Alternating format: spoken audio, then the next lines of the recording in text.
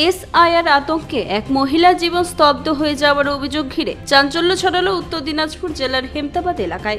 ঘটনাটি ঘটেছে হেমতাবাদ থানার অন্তর্গত বালুপোড়া মৌজায়।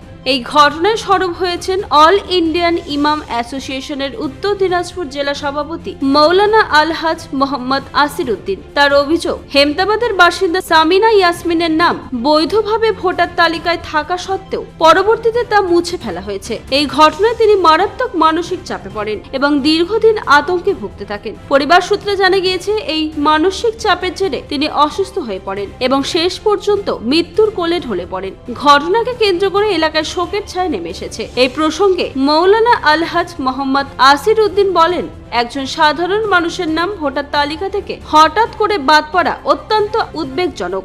এর ফলে মানুষ আতঙ্কিত হয়ে পড়ছে। প্রশাসনের উচিত বিষয়টি গুরুত্ব দিয়ে দেখা এবং দোষীদের বিরুদ্ধে যথাযথ ব্যবস্থা গ্রহণ করা। তিনি আরও দাবি করেন, এই ধরনের ঘটনা যাতে আর না ঘটে তার জন্য প্রশাসনের পক্ষ থেকে স্বচ্ছ ও সঠিক যাচাই প্রক্রিয়া নিশ্চিত করা জরুরি। ঘটনাটি নিয়ে ইতিমধ্যে এলাকায় ক্ষোভের সৃষ্টি হয়েছে এবং প্রশাসনের ভূমিকা নিয়ে প্রশ্ন উঠতে শুরু করেছে।